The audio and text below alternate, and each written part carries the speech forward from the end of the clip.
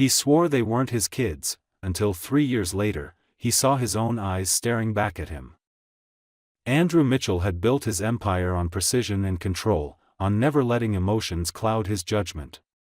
As the CEO of one of the largest construction corporations in the country, he was used to negotiating multi-million-dollar deals without a flicker of doubt. Yet on that night 3 years ago, standing in the soft glow of his penthouse living room, his certainty had been sharper and colder than ever before. Emma stood in front of him, her hands trembling, her lips pale, eyes glistening with unshed tears. She had always been beautiful in a way that seemed untouched by the chaos of the world, her blonde hair falling over her shoulders, those deep brown eyes searching his face for something, perhaps hope, perhaps understanding. But all Andrew could feel was suspicion and a rising, choking anger. She told him she was pregnant. The words hung in the air between them like a fragile glass about to shatter. His mind, quick and ruthless, began turning over every possibility. She wanted something. She had to. Why now? Why her? The trust that had once bound them had been fraying for weeks, worn thin by whispers and the small cracks he thought he saw in her stories. The conclusion came to him with the same cold logic that had built his career: the child couldn't be his. He stepped closer, but not to comfort her. His voice, usually steady and controlled, was laced with steel. "Leave, those aren't my children." The way she flinched at the words almost made him pause, but the wall inside him was already built. He wouldn't let her in, wouldn't let the possibility of betrayal sit in his life. Her tears broke free then, running down her cheeks, but she didn't plead. She didn't scream. She simply looked at him, her expression shifting from heartbreak to something far harder. A silent verdict passed between them. She turned and walked out, her footsteps echoing against the polished floor, the click of the door closing behind her sounding like the end of a chapter neither of them would admit was still being written. That night, Andrew poured himself a drink and stood by the window overlooking the glittering city. He told himself it was the right decision, the only decision. He was a man who cut out problems before they grew roots, who knew when something no longer served him. But as the hours stretched into dawn, and the silence of the apartment pressed in on him, he realized something unsettling. He couldn't stop replaying the look in her eyes as she left. It wasn't just pain he'd seen, it was finality, and perhaps something that looked uncomfortably like truth. He tried to drown the thought in whiskey and work, telling himself that love, like any other risk, could destroy you if you weren't careful. And Andrew Mitchell had sworn never to be destroyed by anyone. Would you like me to continue with Chapter 2 in the same detailed, flowing style? Emma left the city the very next morning, long before the sun rose high enough to spill light over the skyline she had once thought of as hers. She didn't tell anyone where she was going, not even the few friends she still trusted. The train ride to the coast felt endless, the rhythmic clatter of wheels on tracks giving her too much space to think about the life she had just left behind. In her bag, tucked between a sweater and a small notebook, was the ultrasound photo she had planned to show Andrew. Now it was just another piece of paper, creased at the edges, holding a memory of hope that felt foolish in hindsight. She arrived in a small coastal town that smelled of saltwater and rain, a place where no one cared who she had been or what she had lost. The streets were quiet, lined with old brick shops and pastel-painted houses. There, in a weathered home left to her by an aunt she barely knew, Emma began the slow work of building a new life. When her daughters were born, two tiny girls with identical cascades of chestnut hair and eyes so dark they looked like melted chocolate, Emma's breath caught in her chest. They were living proof of everything Andrew had refused to believe. Every time she looked at them, she saw pieces of him, and the ache of that recognition never fully faded. Life as a single mother was not the kind of hardship that could be romanticized. Emma worked mornings in a small cafe by the pier, carrying trays of coffee and baskets of pastries to tourists who spoke of their weekend getaways and dinner reservations, unaware of the exhaustion hidden behind her polite smile. Afternoons were for her daughters, walks to the park, stories before naps, endless laundry that somehow piled up faster than she could fold it. Evenings were often spent at the local shelter, where she helped with everything from sorting donations to organizing small fundraisers. It wasn't glamorous, but it grounded her, kept her from feeling like she was drifting too far from herself. The town slowly embraced her, not because of who she had been, but because of who she was now, a mother who worked hard, a woman who didn't crumble under the weight she carried. Yet, no matter how full her days became, there were nights when the quiet pressed in too heavily, when she would sit by the window with a mug of tea gone cold, watching the sea breathe under the moonlight. In those moments, she allowed herself to remember Andrew, not the man who had pushed her away, but the one she had once believed in.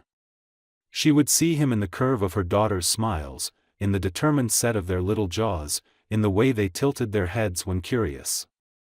And though she never spoke his name aloud, she knew the truth that time could never erase: he was part of them, whether he wanted to be or not.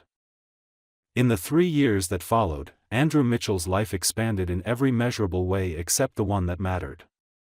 His company broke records for annual profit, securing high-profile government contracts and branching into international markets. His name was regularly printed in glossy magazines alongside words like visionary and tycoon. The penthouse he once shared, briefly, with Emma was renovated into something out of an architectural showcase: marble floors that reflected the city skyline, glass walls that made him feel as if he were floating above the world.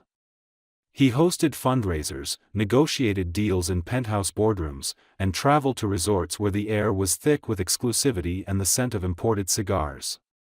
From the outside, his life looked untouchable. Yet, behind the immaculate facade, Andrew carried an unease he couldn't quite name. It wasn't loneliness, not in the conventional sense. There were always people around him, always women willing to be photographed on his arm, always colleagues ready to laugh at his jokes over drinks that cost more than most people's monthly rent. But the connection was surface deep, and no amount of attention seemed to fill the hollow space that had taken root inside him.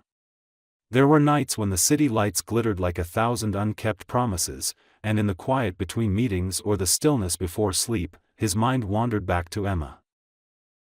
At first, he dismissed it as nostalgia, the kind that creeps in when you've had one too many drinks or are worn thin by work.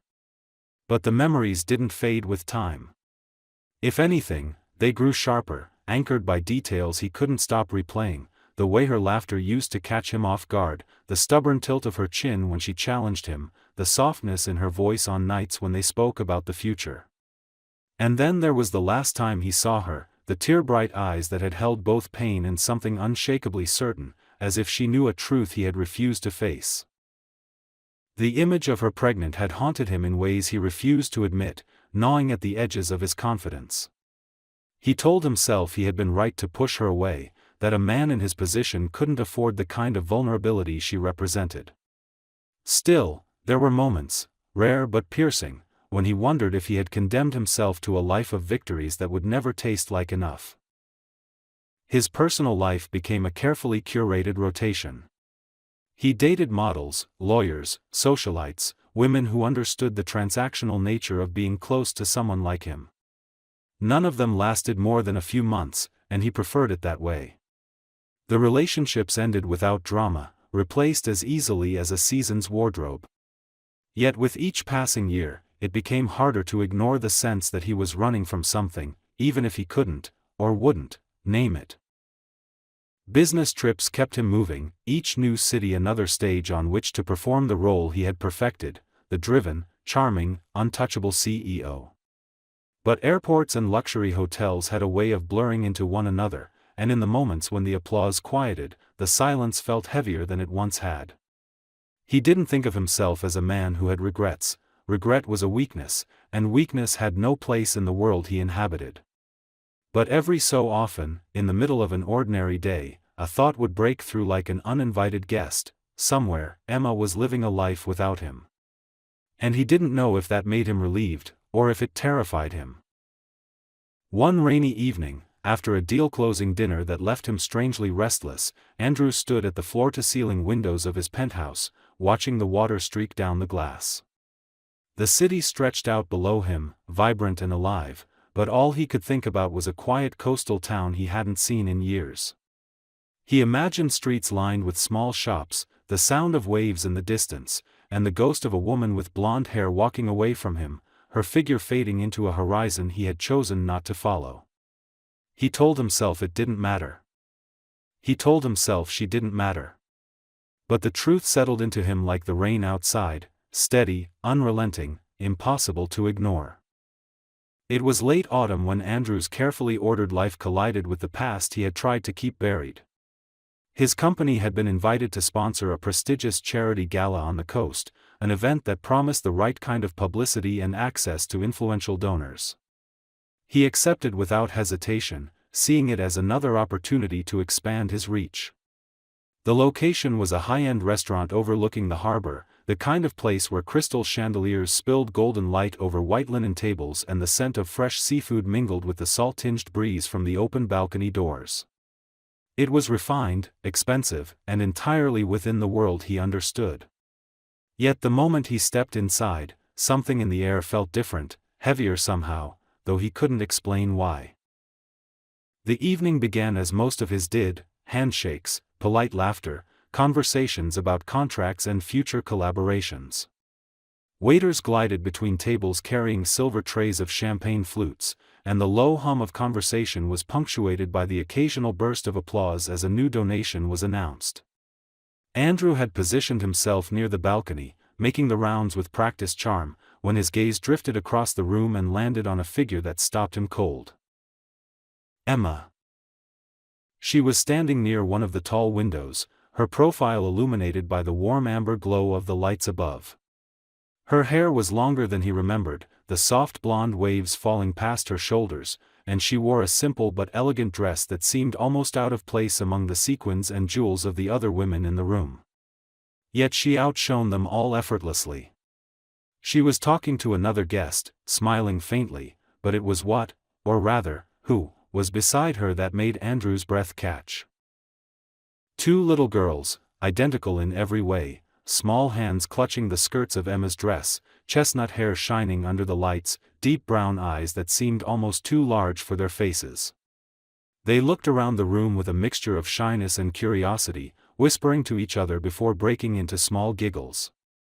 And then, as if sensing his gaze, they both turned toward him. The impact was immediate and visceral. He saw himself in them, not in some vague, imagined way, but in the undeniable shape of their features, the arch of their brows, the tilt of their chins. His own eyes stared back at him from their small faces, and for a moment, the noise of the gala faded into a distant hum. His heart pounded in a way it hadn't in years, and a rush of conflicting emotions crashed over him, shock, disbelief, something dangerously close to hope. Emma noticed him then. Her smile vanished, replaced by a stillness that felt like a shield snapping into place. Her gaze locked on his, steady and unflinching, and for a few suspended seconds, it was as if no one else existed in the room. Andrew started toward her before he had even decided to move, weaving through the crowd until he was standing a few feet away. "Emma," he said, his voice lower than he intended, almost hesitant. She straightened, her chin lifting slightly, the old defiance in her posture instantly familiar. "Andrew." Her tone was cool, polite enough for the public setting, but the undercurrent was clear, this was not a welcome reunion. He glanced down at the girls, who were now watching him with wide, curious eyes. "Are they?" "No," the word was sharp, final. She didn't give him time to finish, her voice dropping to a near whisper meant for him alone. "You don't get to ask. You made your choice 3 years ago." Her words hit harder than any deal gone wrong or public criticism he had ever faced. She turned slightly, placing a hand on each girl's shoulder, guiding them toward the exit as if she could physically remove him from their world by walking away. He stood there, watching them disappear into the crowd, his mind reeling with the truth his eyes had already accepted. For the rest of the evening, he went through the motions, shaking hands, making small talk, but he couldn't shake the image of those identical faces, or the unspoken accusation in Emma's eyes. By the time he left the restaurant, the night air sharp against his skin, one thought had embedded itself deep in his mind: immovable and absolute, he had to know them. And this time, he wasn't going to let her walk away without a fight. The following days were a blur of distraction and restless energy for Andrew. He went into the office as usual, sat through meetings, signed contracts, and approved project proposals, but his focus was fractured. Every time he tried to concentrate, his mind replayed the moment the girls had turned toward him, their eyes locking with his in that uncanny, undeniable reflection. He could still see the guarded way Emma had looked at him, the sharp edge in her voice when she said no, as if she could cut through every question before it was even spoken. He had been told no countless times in his career, but never like that. This was not the rejection of a business proposal. This was a wall built from pain, betrayal, and years of living without him. He found out where Emma worked within a week, though it wasn't difficult. The coastal town was small, the kind of place where people noticed new faces and remembered old ones. She managed shifts at a small cafe near the pier, a place with hand-painted signs, whitewashed wooden chairs, and the scent of freshly baked bread drifting out into the street. Andrew's first attempt to walk in felt almost absurd. This was far from his world of private clubs and executive dining rooms. Yet, when the door chimed and he stepped inside, he realized it suited her. It was warm and inviting, the kind of place that made you forget the rush outside. Emma was behind the counter, her hair tied back in a loose knot, a faint flush on her cheeks from the work. She looked up when she heard his voice ordering coffee, and for a split second, there was something unguarded in her expression, surprise, maybe even a flicker of the woman he once knew, before the shutters came down again. She served him with polite indifference, her words clipped, but she didn't tell him to leave. That was enough to keep him coming back. Over the next few weeks, he became a regular. Sometimes he stopped in for coffee, sometimes for lunch, and occasionally he'd catch the girls at a corner table, coloring or reading while they waited for their mother to finish her shift. They were cautious around him at first, peeking at him over the edges of their books, whispering to each other in that private twin language. But slowly, their reserve began to melt. One afternoon, when Emma had stepped into the back, one of the girls shyly offered him a crayon and pointed at her drawing. It was a messy but charming picture of a tall man holding hands with two smaller figures. He didn't need to ask who they were meant to be. Emma noticed the growing connection but made no comment. Her eyes followed every interaction, her expression unreadable, but she didn't interfere. Andrew took care not to push too hard. He asked about the girls, school, favorite activities, but never about their father. He brought small gifts sometimes, nothing extravagant, a book he thought they might like, a box of their favorite pastries from a bakery he'd found in the city. The girls began to greet him openly, their faces lighting up when he arrived, and each time, he felt something shift inside him.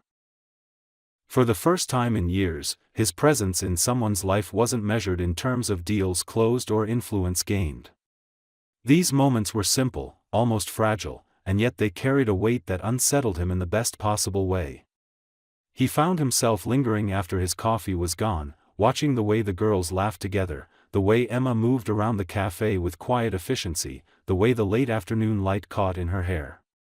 He began to see what he had missed all these years, not just in her, but in himself. Still, the unspoken truth hung between them. She hadn't forgiven him, and she hadn't admitted what he already knew in his bones. But for the first time since that night in his penthouse, Andrew felt something more powerful than regret. He felt determination. He had walked away once, convinced he was right. Now, he intended to stay, even if it meant breaking down every wall she had built to keep him out. It was a Saturday afternoon when the unexpected happened, the kind of moment that shifts the ground beneath your feet without warning. The cafe was busy, the air filled with the sound of clinking cups, low conversations, and the occasional hiss of the espresso machine. Andrew had stopped in, as he often did now, planning to take the girls to the park after Emma's shift.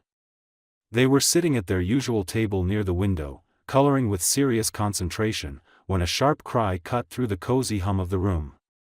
One of the twins, Sophie, had slipped from her chair while reaching for a colored pencil on the floor. She landed awkwardly, the shock of it making her burst into tears. Before Emma could reach her, Andrew was already moving. He knelt beside Sophie, speaking softly, his voice low and steady as he checked her arm and knee. She clung to him without hesitation, her sobs subsiding as he reassured her that everything was fine. He reached into his pocket for a clean handkerchief, dabbing at her tears before lifting her into his arms. Emma arrived a moment later, looking anxious, but stopped short when she saw the way Sophie had curled against him, her small fingers tangled in the fabric of his shirt as if she trusted him completely.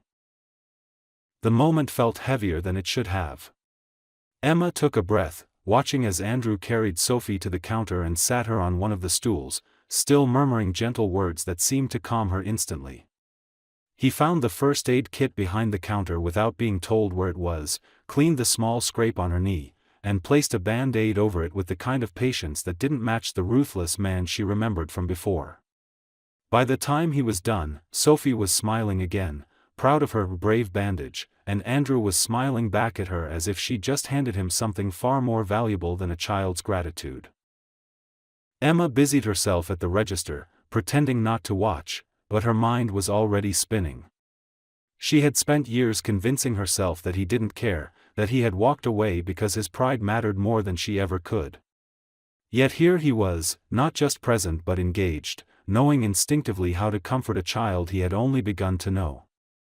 It unsettled her in ways she didn't want to admit. The man who had once been so quick to judge, so unwilling to listen, was now sitting cross-legged on the floor beside the girls, letting them braid his tie into knots while they giggled. Later, when the cafe had emptied and the girls had run ahead to gather their things for the park, Emma found herself standing beside him. There was a pause, the kind that seemed to pull the air tight between them. "I hate what you did," she said quietly, her eyes fixed on the counter instead of his face. "I hate that you left us, that you didn't even want to hear me out." She hesitated, her voice softer now. "But I hate more that you're making me believe you again." Andrew didn't try to defend himself, didn't offer excuses or explanations. He only looked at her, his gaze steady and unflinching, and said, "I'm not leaving this time. No matter how long it takes, I'm not going anywhere." Something in the certainty of his tone lodged itself in her chest, uncomfortable yet undeniably real. She didn't respond, but when the girls came running back, both of them reaching for his hands, she didn't stop them. As they walked out into the crisp afternoon air, the three of them ahead of her, Emma realized that the walls she had built weren't as solid as she had thought. And that frightened her almost as much as it gave her hope. The change between them was subtle at first, so gradual that Emma could almost pretend it wasn't happening. Andrew continued coming to the cafe several times a week, sometimes with the intention of taking the girls out for a few hours, other times simply to be near them. He learned their routines, what books they liked to read before bed, which swings at the park they each claimed as their own, the way one of them liked her pancakes cut into tiny squares while the other insisted on syrup being poured in a spiral. The girls began to talk about him at home without hesitation, their stories full of laughter and excitement, and Emma found it harder and harder to remind herself why she had to keep her guard up. One Sunday afternoon, Andrew invited them to the small marina just beyond the pier. He had rented a modest sailboat for the day, not one of the gleaming luxury yachts she imagined he could easily access, but a simple vessel that felt approachable and warm. The girls squealed with delight as they climbed aboard, their tiny hands gripping the railing while the dock swayed beneath them. Andrew took time to show them the ropes, literally, teaching them how to secure knots and explaining which lines controlled the sails. He didn't rush them or grow impatient when they became distracted. Instead, he turned each moment into an adventure, making the smallest details feel magical. Emma watched from a bench near the bow, her heart pulled in two directions. She saw the man she had once loved so fiercely, the one who had made her believe in futures and promises. But layered over that was the memory of the man who had accused her of betrayal and refused to hear her truth. She wanted to cling to her anger because it was safer, but the evidence before her made it harder every day. He was patient, engaged, and more present than she could have imagined. And the girls adored him. When the sun began to dip low, painting the horizon in soft gold and lavender, Andrew anchored the boat and set out a small picnic on deck: sandwiches, fruit, and lemonade for the girls, wine for Emma. They ate together, laughter mingling with the sound of water lapping against the hull. At one point, Sophie climbed into Andrew's lap unprompted, resting her head against his chest. Her twin, Lily, followed a moment later, squeezing herself into the space beside them. Andrew wrapped his arms around both, and Emma noticed the way his expression softened completely, a kind of tenderness she hadn't thought him capable of showing. Later, as they were docking, Emma lingered by the railing, watching the last light fade from the water. Andrew joined her, his voice quiet but certain. "I don't know how to undo what I did," he said, not looking at her. "I can't erase the years I missed, and I'll never stop regretting them. But I can be here now. I can be better now." She studied him for a long moment, searching for the polished charm she had come to expect from him, but it wasn't there. What she saw instead was raw sincerity, almost vulnerable. It was disarming in a way that left her unsettled. She didn't answer right away, but as they stepped off the boat and the girls slipped their small hands into his, Emma realized that her silence wasn't the same as rejection. That night, after she tucked the girls into bed, she sat by the window with a blanket draped over her shoulders. She could hear the faint echo of their giggles from earlier in the day, the memory of their faces pressed against Andrew's side. She told herself she was still protecting them, still protecting herself, but another truth whispered through her thoughts, a truth she didn't want to face yet. The man who had once broken her heart was slowly, persistently stitching something back together. And part of her was terrified that she wanted him to succeed. Winter arrived in the coastal town with crisp mornings and evenings scented with wood smoke, the streets lined with twinkling lights as the holiday season approached. For Emma, the weeks leading up to Christmas had always been bittersweet.